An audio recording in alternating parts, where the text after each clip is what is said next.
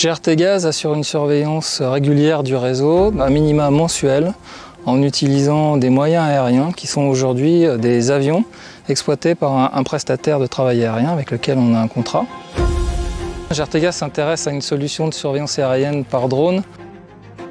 SkySafe est un projet d'innovation poussé par GRTgaz afin de préparer l'avenir de la surveillance. Aujourd'hui, les drones ne sont pas autorisés à voler sur de longues élongations, mais ils le seront demain. Et SkySafe nous sert à développer les solutions techniques qui nous permettront d'avoir une surveillance totalement autonome lorsque ces drones seront autorisés à voler librement sur le territoire français. Les drones représentent un avantage lié à la sécurité par le fait qu'il n'y a personne à bord. Les drones permettront de réduire sensiblement les émissions atmosphériques liées à la surveillance de GRTgaz.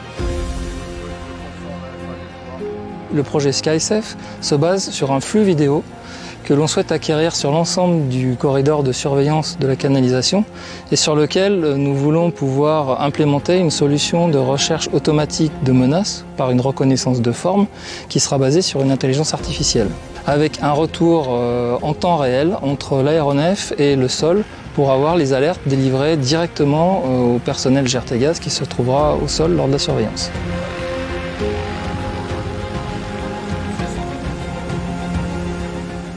Nous, on travaille sur les méthodes de demain et la rencontre avec le staff de GRTgaz et nos échanges ont permis réellement d'arriver à évaluer une solution automatique. On s'est rapidement tourné vers la société Flying Cam, société belge, qui initialement a fait ses armes via son patron, Emmanuel Prévinaire, dans le cinéma. Il est awardisé, ce qui en fait une référence. Et surtout, on s'est aperçu que dans le monde du cinéma, c'était une exigence qui était peut-être encore plus forte que dans le monde de l'industriel.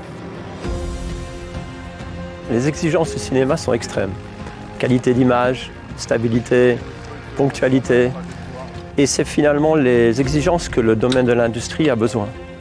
Donc cela permet de positionner la machine avec ses capteurs extrêmement précisément dans l'espace, de parcourir des distances assez considérables avec la précision et la répétabilité qu'un robot peut amener en fait.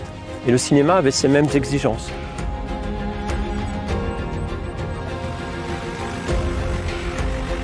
Alors notre objectif est bien de pouvoir déployer progressivement cette solution lorsqu'elle sera validée techniquement et également lorsque les drones pourront être utilisés de manière officielle sur plusieurs centaines de kilomètres. Et nous prévoyons la phase suivante qui viserait à enrichir donc la partie intelligence artificielle, constituer de manière un peu plus solide notre base de données d'apprentissage de manière à avoir un système utilisable quasi plug and play à l'aube de 2023-2024 quand les premiers vols de drones pourront être envisagés.